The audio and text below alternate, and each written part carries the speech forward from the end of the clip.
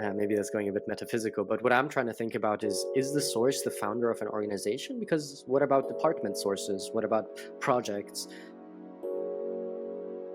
Hello and welcome to the Regenerative Edge. This is a podcast focused on creating a listening space for founders, directors, and changemakers who are tired of pretending that growing a business and healing the world have to be two separate things.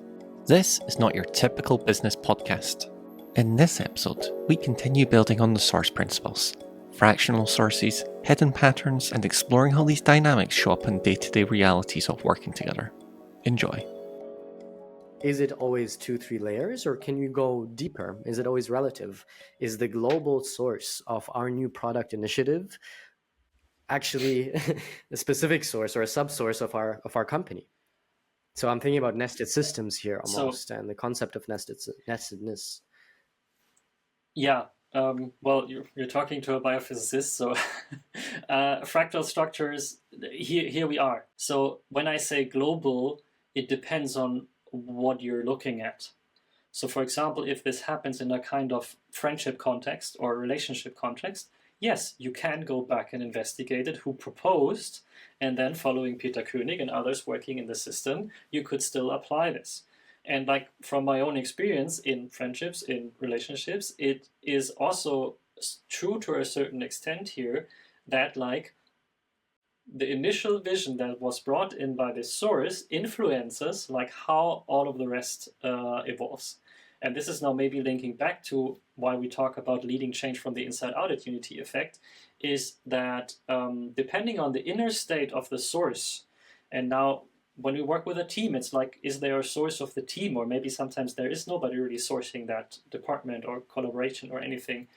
If we work with an organization and there's like a change process happening, like the question is, can I identify a source, and what is like the inner condition that source is operating from? So for example, a lot of rejection towards the source principle comes from it cannot be true that somebody is like fully responsible for the whole result of a collaboration or a system. And yes, of course, you're always like, if for example, in this vacation, something happens, you're like not fully responsible for everything that like somebody else did there.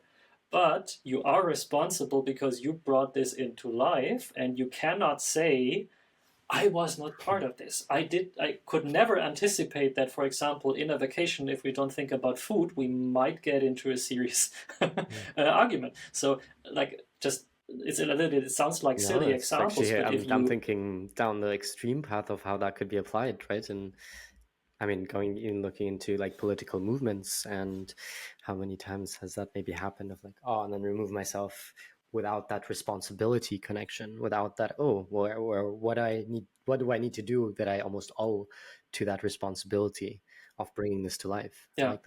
And for me, what I would like to invite is a certain playfulness, because if you now listen to this whole list, you could like get frustrated, or like, I'm not gonna touch anything I'm anymore, not gonna come up with any idea anymore.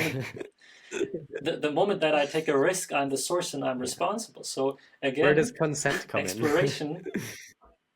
Exploration and playfulness. Because of course, if I start something, it's informed by my lived experiences if I'm the source.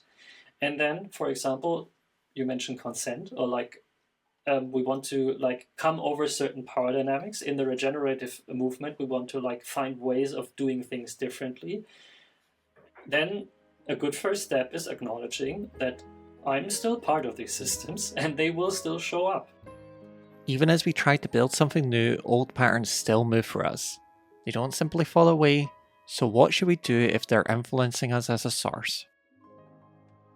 So the source principles are true in a very, very hierarchical organization, and the source principles are true in a really, really collaborative and free organization. However, if I just say I ignore all the power dynamics that are anyway inherent in our systems, and just say, we are all equal, I don't care, then I will, like, as the source of that thing, I will, like, create the conditions for certain struggles to arise, because yes, we still need to look into power dynamics and what happens if, like, the old white guy is running something. But it can also be that this person is starting to reflect, is starting to open up, is starting to create new systems inside this creative field. And therefore, for example, when I start new collaborations, I start investigating the source. And I also like, can I have a personal relationship to that source? What is that like? Is it feeling like something that is supporting the cause that we're coming together? Or do I feel maybe sometimes there is a hidden agenda, and then I try to speak up on it or try to work on it?